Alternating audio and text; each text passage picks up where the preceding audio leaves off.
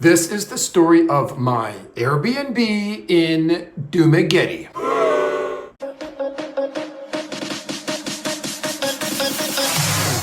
My housing situation in Doomy Dooms. Yes, the good old Dumaguete. Let's get into this. So this was a 3-bedroom house and I got pics for you guys. I got pics, okay? I was renting a single bedroom. I was renting one of the 3 bedrooms. I shared this Airbnb with 3 other roommates. So there was 4 of us in the house in total. Roommate number 1 was a Japanese guy, okay? He was the landlord. Hell of a nice guy, as all Japanese people are. Roommate number 2 was a short little stubby Korean American guy, and roommate number 3 was the Filipina LDR that this Korean guy came down to bang. So of course these two met online, and the Korean guy and the girl, I'm guessing the guy was 30, the girl was 25, something like that.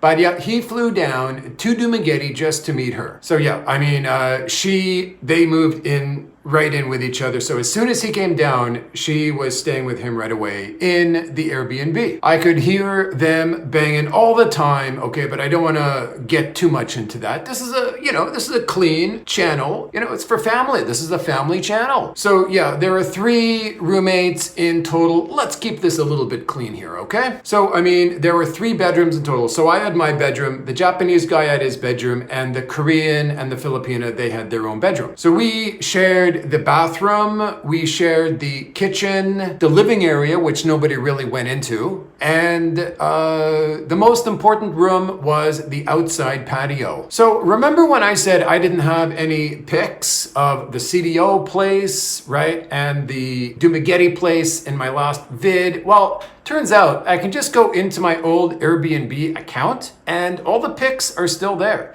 So I got pics of the old CDO place. I'm going to show it later on in another vid. I got pics of the Duma place. So let's get into these pics. Let me stop right there, guys.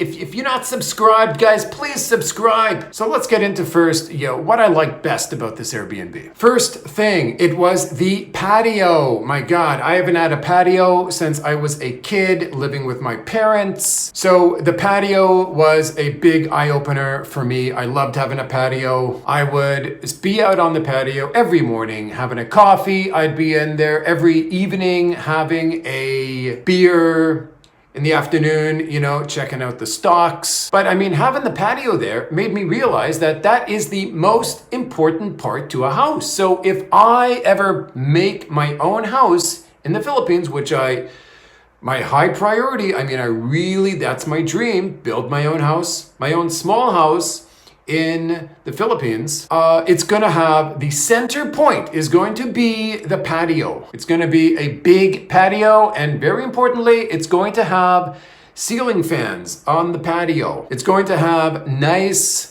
patio furniture, some nice outside comfortable furniture where you can just relax for the whole day. In the Duma place, the 2 things that patio really needed was ceiling fans, okay? Because, it had a fan there, but it was one of those oscillating fans. It wasn't very effective.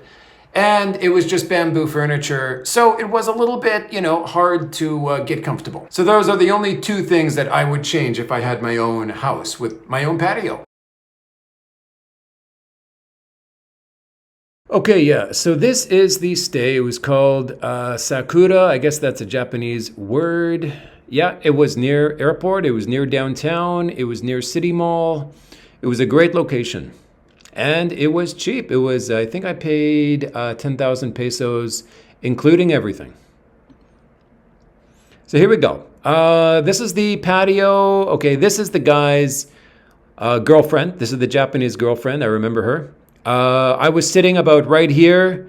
My laptop was on the table here. In the morning with my coffee, I'd usually sit at this table or this chair. I'd put my feet up on here, and the morning was beautiful. I would just listen to the sounds of birds and insects. And we're talking 4 or 5 a.m. in the morning. It was a beautiful feeling every morning. I love having a patio.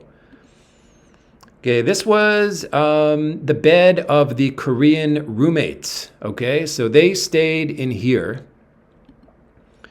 This is the living area. You walk in through here, okay?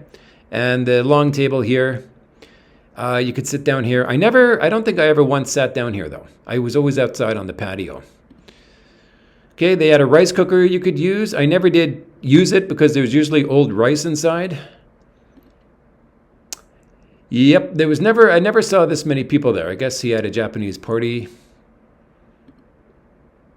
There was a nice breeze coming in here in the evening time.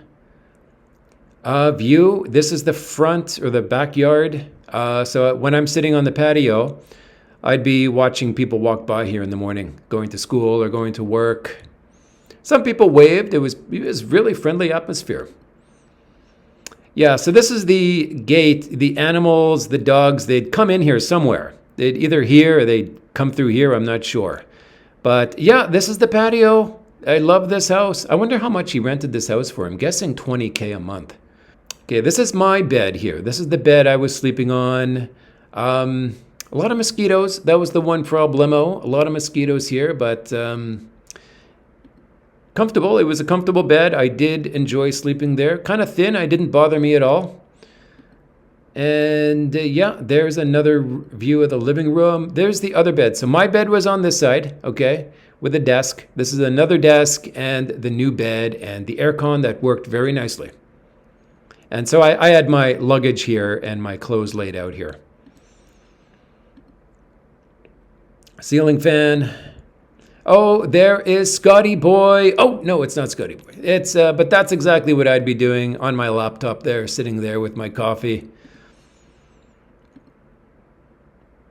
Yep, I remember these guys. They were always doing work there in their side yard. So yeah, my bedroom was big. It had 2 single beds in there, which I liked. I slept on one bed, and the other bed I put my suitcase and I laid out some clothes on there.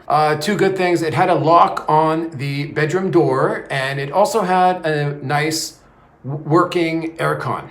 So I spent most of my time in my room when I was home. I used the kitchen several times to cook lunch or dinner. I would get groceries at the big grocery marts, similar size to like in America, you'd have a Walmart. There would be a huge grocery store at the city mall. I would, I'm like cooking, but I like simple cooking. I would get something like meat, pork, and I'd fry up some Brussels sprouts and put that together. That would be my lunch or my dinner. So the Korean American guy, he was from Los Angeles, Orange County. Now Orange County is a bit strange because it's like every Korean American guy I met in Philippines was from Orange County, so I don't get it. I mean, they must have like a giant Korean American community there in Orange County. Now, I had one problemo with the Korean American guy, okay? Every single morning, he would be in the bathroom, he would be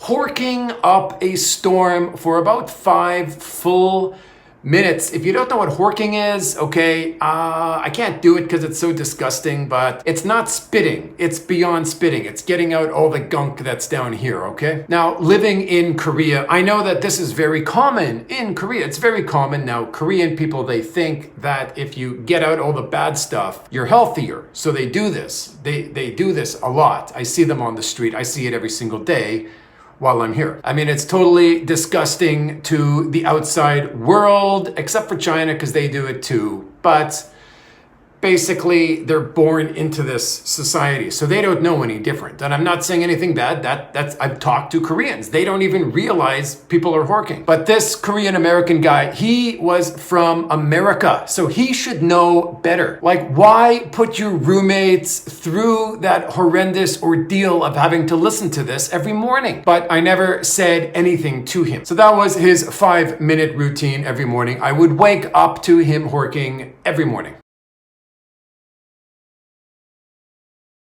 One time, his girlfriend and I were in the kitchen together. And I told her, I said, hey, I'm really worried about your boyfriend's health. Keeps horking in the morning. He keeps horking up for 5 minutes every morning. She couldn't have cared less. You know how they are. She goes, "Oh," and basically walks away. She may as well have just shrugged her shoulders. She couldn't have cared less. She's standing up for her dude, and you know what she wants? She wants one thing. I don't know, I'm just guessing. But good news, okay, because I only had to put up with that horking and the banging. I didn't mind the banging so much, that was cool. But put up with the horking for 6 weeks, and then they got the hell out of there. So it was just me and the Japanese dude for the last 2 weeks. So the Japanese dude, he asked me if I wanted to move into that room that they were in. But, you know, I mean, I did not want, I'm just imagining this guy's jizz is all over the floor, all over the wall. I wanted nothing to do with that room. So this Japanese dude, he had a Japanese girlfriend. I didn't count her with the roommates because she wasn't there very long. But when I first moved in, the Japanese guy was, you know, there was 2 people in there, the Japanese guy and his Japanese girlfriend. She was only there for a week, and she was a little bit on the nitpicky side, if you know what I'm saying. Like if you left a crumb on the kitchen counter, she would ask why you left a crumb there. One time I went out and then I forgot my wallet, so I came back in, but I came in with my sandals on, and she was there in the living room, and she's just staring down at my feet because I came in with my sandals. You know how they are with that worried look on their face. Oh my God. Anyway, she was only there for 1 week. She went back to Japan. I don't know what the ordeal was, why she went back. So I asked, you know, after she left, I asked the landlord, the Japanese dude, I said, "Do you plan to marry this girl?" Probably not. But anyway, now she's gone, and I kind of hope she doesn't come back. So I guess that answered my question. So anyway, the Japanese guy, the landlord, we would just sit out on the patio for several hours every day, chit-chatting. We would, you know, we both like drinking beer, and we would just chit-chat about, you know, whatever. I remember I asked him one question. I said, "How old would your ideal girlfriend be?" Because, you know, there's a lot of age gap stuff in the Philippines. I kind of like that topic. The guy was, I think he was 47, you know, up there, you know, and I was expecting maybe he would say, you know, 21 or something, because I know the Japanese culture. It's like there's a lot of high school girls on the front of, you know, magazines, if you know what I'm saying. Stuff that wouldn't fly in other countries. Anyway, this guy, he says 16, right? So I'm thinking, whoa, 16. So I mean, whoa, it's like that, you know, it's like that mailman, the retired mailman guy, like even worse, right? Anyway, I just left the subject alone. But in Japan, that is the culture. I mean, that's just how it is there. You can look it up on YouTube. There's entire documentaries made up on this topic. It's in Japan. It's not really in other countries. It's just, that's the culture in Japan. Look, they're a different breed. I mean, you got to talk to Japanese people to understand that. I mean, don't shoot the messenger. I'm just telling you what we talked about.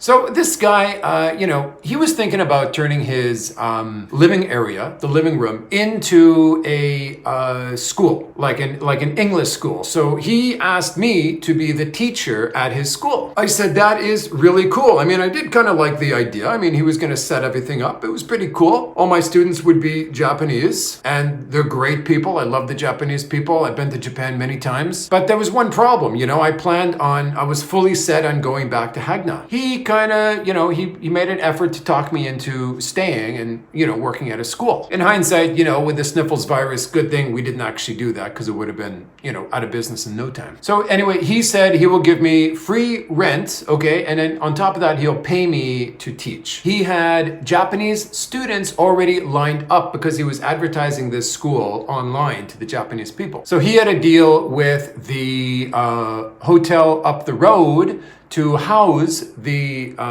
people, the Japanese students. So the students would pay monthly. They'd pay for the housing themselves, right? He would set it up for them, and then they would pay monthly for tuition for the school, in which I would be the teacher there. Now, just unfortunately at that time, because of the boho girl, I just was not interested. I was fully set on taking off. I wanted to spend a bit of time in Angeles before going back to Hagna. I wanted to get back to Hagna before the apartments opened up there. So yeah, it was about a 2-month stay at that Airbnb. And I mean, if I went back in time, knowing what I know, hey, I would have stayed there again. There was nothing wrong with it. So why do they call Duma the city of gentle people? Let me tell you exactly why. We never once locked the door when we went out. The door was open 24 hours a day. We only had locks on our bedroom. So the Japanese guy had been staying there for a year prior to me coming. So the 2 months I was there, we never locked the door. A year prior to me being there, he never locked the door, never had a problem. The only issue he had were not from people. They were from the neighborhood dogs. They would get in through the gate and they would make their way inside the door if it was left open by the last person who left. And you could tell because they always left dog footprints on the tile. So anyway, that's the story of the Dumaguete 2-month stay at the Airbnb. Good old Dumaguete. The next video will be about Scotty Boy meeting. It's Gio. I've been watching him for a couple years.